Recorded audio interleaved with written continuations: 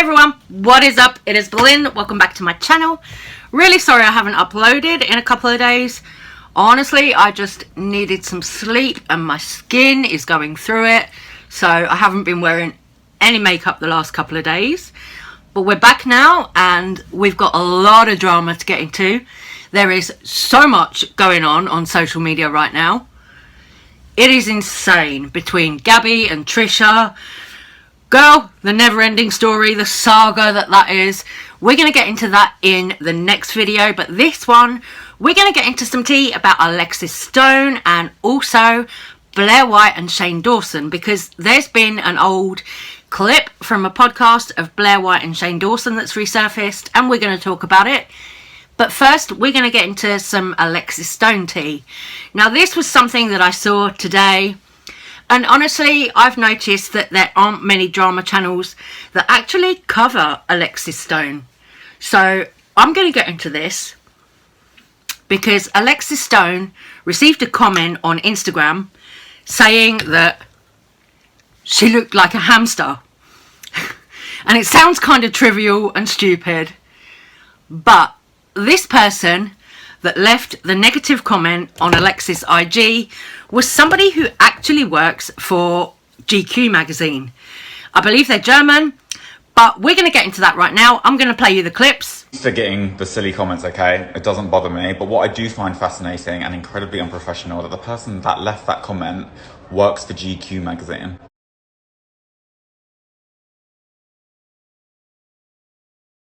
I would urge GQ magazine to teach their staff how to be respectful online because they're a representative of you and the company, and it's incredibly disrespectful. Not only is it unkind, but it makes you look like a bunch of arseholes. Okay, so while we're getting into this, I'm just going to be doing my face. I've done a little bit of skin prep, used my skincare, and I just went in after that with the L'Oreal Revitalift eye cream and then also the Olay anti-wrinkle. This is the Firmalift deep wrinkle treatment. I love that one. I've been using that for ages because I really like it. I've just put the primer on and that's why my face looks tacky, because that is the Mint Melt Elf Cooling Foundation Primer. This one is actually a really good dupe. So if you're looking for an affordable version of the Milk Hydro Grip Primer, then that is the one. It's really, like you can see my face, can't you? It's really tacky. But anyway, back to the Alexis Stone drama. So Alexis received this negative comment from this person who works for GQ magazine. His name is Tony. He also went on his IG after Alexis called it out on her IG, and now he's responded. I don't know if Alexis has seen this or not as yet, but he's now responded, and I'm going to show you that clip right now. Mein Hand ist shaking, es ist was ganz Schlimmes passiert, es ist Shitstorm, was auch immer, und also Missverständnis. Ich habe mir das Video von Alexis Stone angeschaut, super geiles Make-up, tolles Video, tolle Message und da. Ich habe mir seine Kommentare durchgelesen und da stand einer, oder hat einer geschrieben, boah, wie kann man so aussehen wie so ein Hamster, bla bla bla, und dann habe ich darauf reagiert und habe geschrieben, Human versus Hamster, posted, fuck. Ich wollte dass der Vergleich schlecht ist und dass man nicht auf sein Äußeres reduzieren soll und leben lassen, und ich fühle mich total schlecht, weil das entspricht nicht meiner Einstellung, nicht meiner Persönlichkeit. GQ Germany, Alexis Stone, I'm so sorry. So Tony's response to Alexis is he's sorry. He was responding to somebody else, not Alexis.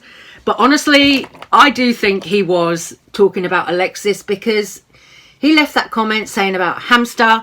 Honestly, something that I've seen Alexis Stone get a lot is because of their cheeks. People often bring up, oh my God, are your cheeks real, to Alexis? Because Alexis is a fan of having surgery done, you know, people do lay into Alexis for that, which I don't agree with plastic surgery shaming at all. You know, if you can afford it, if you want it, you should be allowed to alter your body, your face, however you like. You know, at the end of the day, it is nobody else's business what you do with your body if you've got the money and the means to do that, you know, whatever makes you feel good. So my opinion, it is kind of crappy to go on someone's IG and leave them a horrible comment or a negative comment about their physical appearance, especially coming from someone in the industry who's working from you know, the point of GQ magazine, because it does make it look like, oh, you know, all the people working behind the scenes at these magazines and stuff are all bitchy and shaming people for their appearance and what they choose to do with their face when it comes to surgery or body, you know, if they choose to have work done on their body, which of course nobody really has the right to shame anybody else when it comes to that stuff. It's all personal choice. So we're going to move on right now, and we're going to get into the Shane Dawson and Blair White drama. This is an old clip from a podcast that's resurfaced. I saw Def Noodles post it today, and I was like, damn, we're going to talk about this. We are going to talk about this. So I'm just going in with the kimchi color correctors now, and I'm going to get into doing my foundation next. But this old clip from Blair White and Shane Dawson is a podcast. I'm going to play it for you. But first of all, it gets into the topic of gender. Now, Blair White is somebody who I always think is not great representation for the trans community at all, because Blair White has some very, very kind of dodgy views on non-binary people. Now, not only in the past, but in the present, I have consistently seen Blair White be degrading toward non-binary people. Blair has the view that non-binary people don't exist, that they're fake.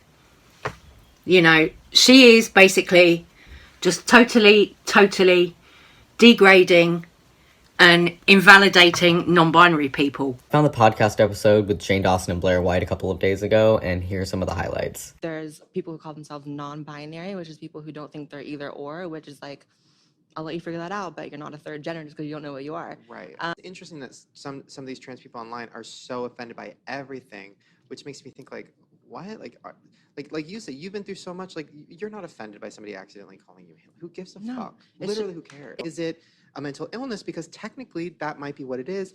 But then some people are like, well, is being gay mental illness? I'm like, maybe. I don't fucking know. Like, but it is something where I'm like, oh, is this just like their way of dealing with their issues is like putting labels, which I guess that's fine. And then I've had friends come to me being like, young people being like, I think I'm trans. And I'm like, I don't think you, yeah, I'm like, that's a huge decision. And also I feel like you think about it your whole life. I don't think it's something that pops in your head at 18. You know what I'm saying? No, none of these people who claim to be trans, who use like they and them and all that, they never actually transition. So firstly, in terms of Shane Dawson, I've seen Shane more recently talking about gender and saying that gender is a construct. And to me, it's kind of clear that Shane Dawson's opinions have changed since he recorded that podcast with Blair. Blair, as I mentioned, however, no, her views haven't changed. Blair is somebody who consistently does this.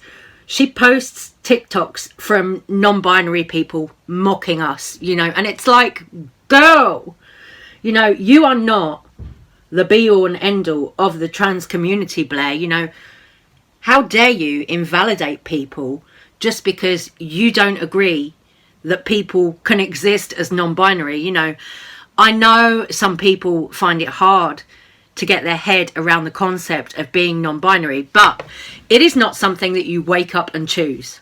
You know, me personally, you guys know I identify as non-binary trans. This is not something that I just woke up and chose one day. You know, this is something that I've struggled with my entire life. This is something all through my childhood, feeling like I'm in the wrong body, the wrong gender. This is something that has bothered me my whole entire life. So who are you, Blair White, to invalidate me and anyone else who comes out as non-binary?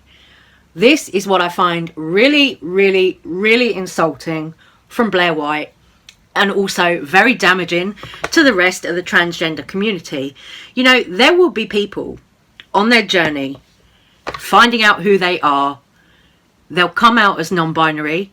Some may transition, some won't. Me personally, I would love to have top surgery, have my breasts removed. I can't at the moment, but it's not something that I'm ever going to rule out because it's something that I genuinely want. You know, it's something that would genuinely make me feel less dysphoric in my body. And any other non-binary people will know what I'm talking about when I say I experience gender dysphoria. It's a genuine thing. You know, it is a very genuine thing. So for Blair to talk down on us and say they never transition, all these people who use they them pronouns, they never transition, they're just doing it to, you know, jump on the bandwagon and to belong to something. No, it's nothing to do with belonging to something. It's also not a mental illness. You know, like Shane said, you know, is being gay a mental illness? No, you wouldn't tell somebody who was gay, oh yeah, you chose that, oh that's a mental illness. So why do you think it's okay to tell non-binary people that we're not valid, that it's a mental illness? It's not. It is a genuine identity, and nobody should feel shamed for coming out and sharing their story and telling people, hey, you know, this is who I am. Nobody should. And as I said, Blair's views never change. She is very, very close-minded when it comes to this topic. She doesn't seem to ever speak to non-binary people. What she does is she speaks over them and just says, you're wrong. That is not how you have a debate. That is not how you win an argument. You know, I would ask that Blair actually sit down and listen to non-binary people, listen to their stories, listen to their life experiences, because we have this every single day. We live with it. You know, you get to, say, the post office, whatever, you fill out a form for your passport or whatever. Oh, you've got to tick a box, Mr. or Mrs. or Miss, and you don't feel like you fit any of them. And that might not seem like a big deal to someone who isn't non-binary, but to people who are, that might make you feel really invalidated. And it feels like you're waiting for the world to catch up and accept you. You know what I mean? I just think that Blair ought to educate herself on these issues, because she clearly doesn't know what she's talking about. Being non-binary does fall under the transgender umbrella. So for Blair to just exclude people who identify as non-binary, as gender fluid, she's just really, really narrow-minded and really ill-informed. You know, I don't know what else to say about that. For her to just consistently do this is damaging for the trans community. Honestly, I'm like, oh, open your eyes. You know, being transgender isn't everything that Blair White says it is. I don't know about anyone else who's non-binary and happens to watch my content, or anyone who's trans and happens to watch my content at all. But for me, during my journey of kind of discovering who I am, it's been quite a long journey, but also things that have happened to me in my life, you know, instances where I've realised I feel more comfortable is things like going out to drag shows, because I found personally that I identified with drag queens. People might say to me like, oh, why do you wear makeup and wigs and all of this? Is because I personally identified with drag queens. You know, they're men dressing up as women, and for me, that's what I felt like my whole life. You know, I felt like I don't belong as a woman. And for me to see other people who are men dressing up as females and going really over the top with it, being really extravagant, you know, really playing it up and everything like that, for me, that was all part of my realisation of who I am. Going to drag shows, seeing these fabulous creatures, it was like, you know, those were the moments where I felt happiest and most comfortable and free. And I miss it, you know, with the pandemic and everything, not being able to go out to drag shows and be around other queer people and all of that. That is something I so miss. Hopefully we'll get back to it soon, but you know, we'll see. Putting on makeup and wigs and all of that and expressing that kind of femininity is drag for me. You know, in my everyday life, I'm not getting up and painting my face with a crazy coloured cut crease or anything like that, you know. In my everyday life, I'm very kind of plain, unisex, boring clothing. But when I go out to like a drag show or something, you know, I get in drag, and that is part of me expressing myself. It's how I feel comfortable.